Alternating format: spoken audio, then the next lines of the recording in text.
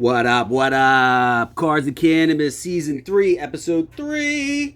Sponsored by our favorite website, avagrace1.com, for all your excess energy needs. Sugar-free. Even got a little CBD for all the migraines or whatever you may have going on there. It is thebomb.com, avagrace1.com, hooking it up. Man, they sent us a bunch of stuff, goodies, and kind of ties into what we're going to be rapping about today.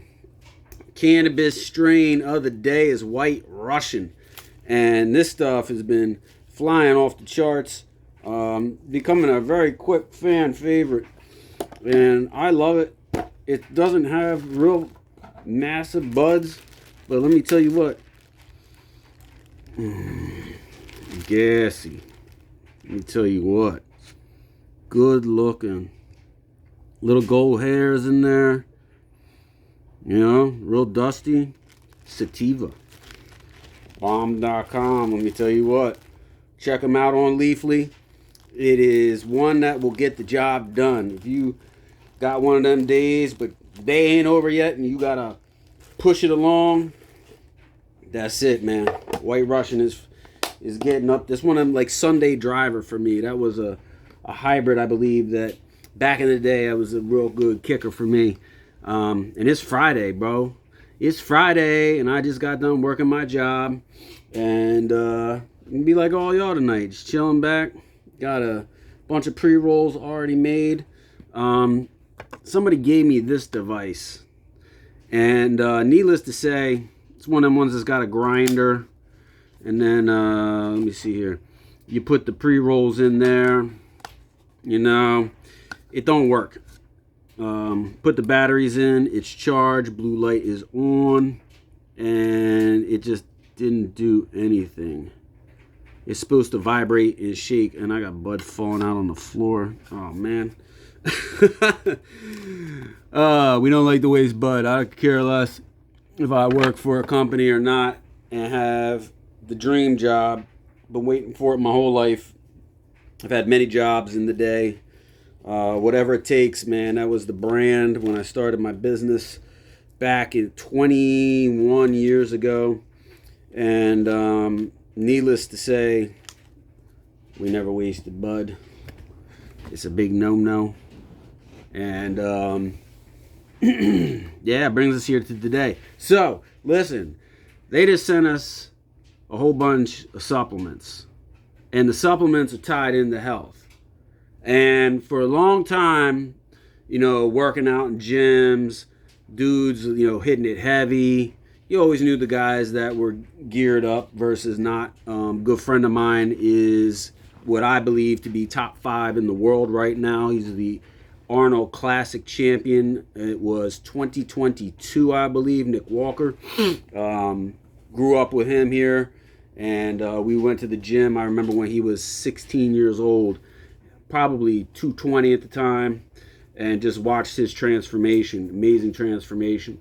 But needless to say, the most I've ever gone down the supplementation road in terms of that was like creatine. I worked at a grocery store back in the day, so I remember they carried androstenedione. I remember Mark McGuire was promoting androstenedione. And you kind of started to look into like they rolled out when I got into college, playing. You always had the fear. Never got tested by the NCAA, but always had that fear. Like, what if we were a contending team? And needless to say, it's like we would take Ultimate Orange. Remember the powder? You used to put it in the drink. It was basically like pre-workout, which you have now today. But needless to say, it was like that's the extent of where I ever went with any of that. And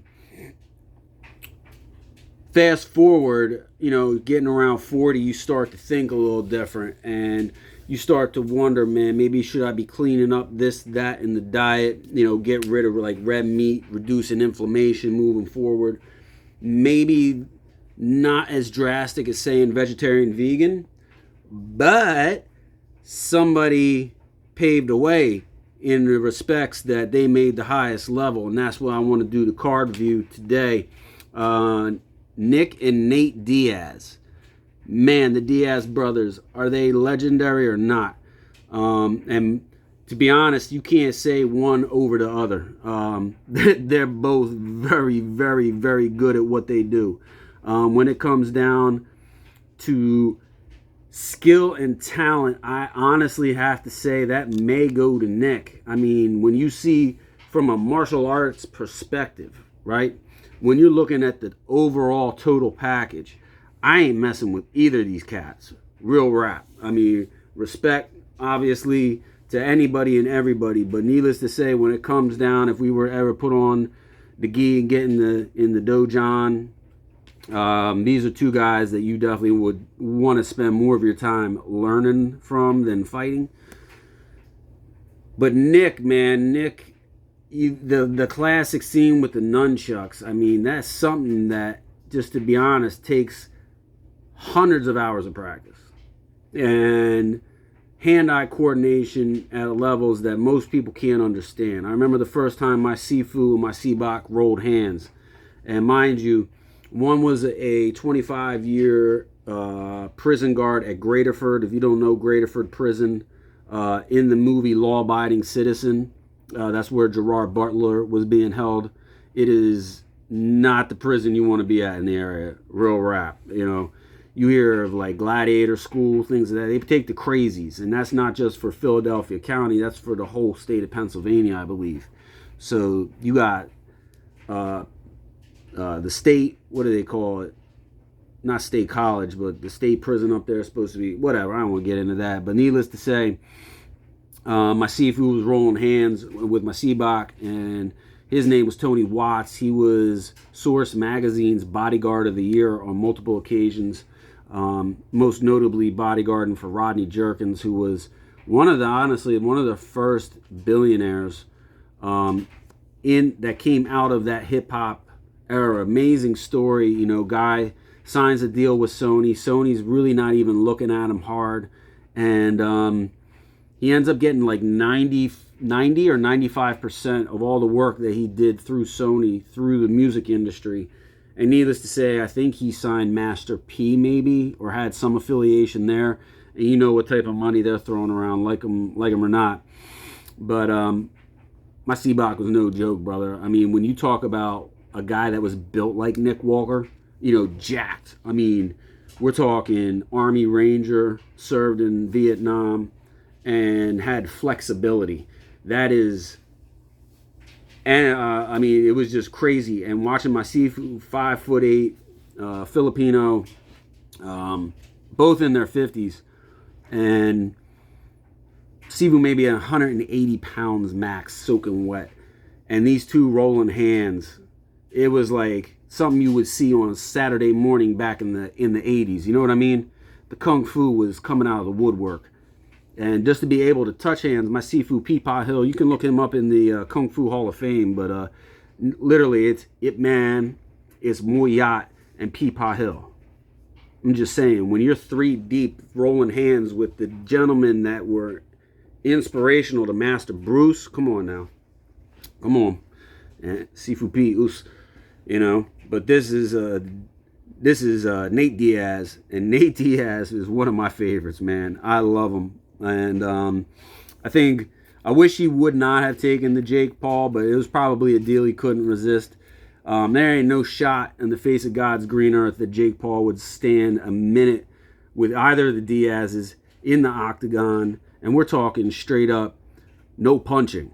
Like, if we were just to go grappling, jiu-jitsu, wrestling, you could kick, you could strike, but if the Diaz's weren't allowed to strike and could get him in the octagon, it's a problem.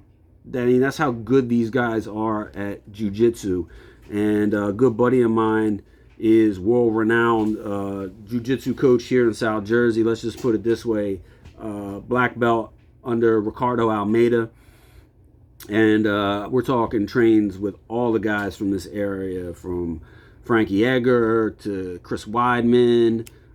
Personally, I got photos with Matt Serra, obviously legendary champion in the UFC.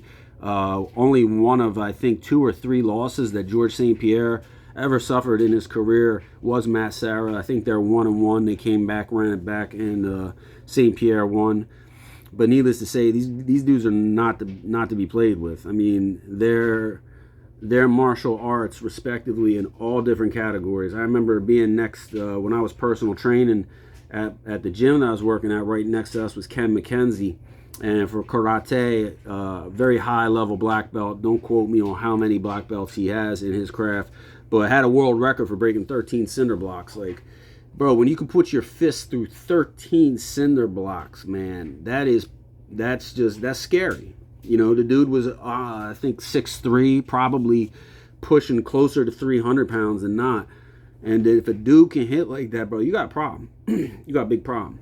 So you say, you're giving all this history in martial arts, that's great. What does that have to do with the health aspect? These guys were vegetarian. They were always outspoken about it.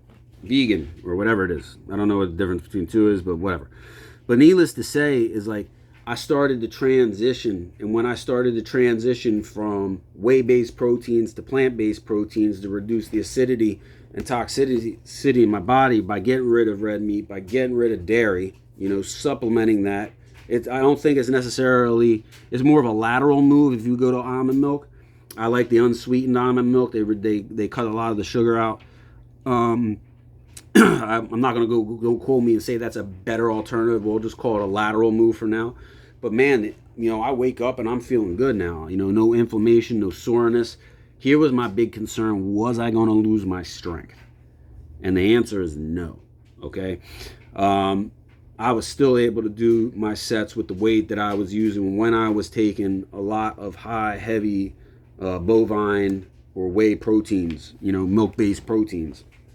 And that's as in my 40s. Now, when I was in my 20s and 30s, the diet that I had worked very well. You know, I was raw, never got into anything extra, never used the slingshot, never used a suit or shirt. You know, I was able at 190. No, actually, it took me to 220. I had to bulk up to 220 to get the 405 on the bench. You know, but in college coming out, I mean, our strength conditioning coach really harped on us to get down the core strength. So there's a prime focus on the hang clean, the squat, and the dead. You know, I got up to 1 rep max of 335 on the hang clean. You know, and was squatting just shy. I think it was 5 plates, so that's 495. I won't say, yeah, I hit the 500 because I didn't. But needless to say, I got down in the hole and got back up. And my back will tell you all about that now. But these guys paved the way. Just in my mind, I was like, if they could do it, I could do it. So let's try to do it. And I made that transition. Thank you, Ava Grace One. And shout out to them and their supplements. USDA certified organic, NSF, sports certified. Amazing stuff. But man, if I could... Nah, I actually don't want to see them get in anymore. There's enough. We got YouTube now, gang. Like I was saying, I didn't see Michael Jordan. You can watch Michael Jordan play, bro. It's called YouTube. They got everything up on there. You can go way back. Watching some early UFC is great, but watching the Diaz brothers, any chance you get, man, I could say for one, man, when they got into the octagon, they gave it 100. I don't remember watching a beat Diaz fight, period. And to be honest, if you really want to go back and watch, because Nick was on fire long before Nate was, but Nate done his thing, you know what I'm saying? Did it. But this one here is, you know, I've kept it in the sleeve right now. It's on card, signed by the champ himself, and it's PSA certified. Bombity bomb. It's Friday, gang. We gonna get to it. We gotta go out and about. You know, the rains have ceased and it's time to roll on. So thanks for all. We'll catch up with you.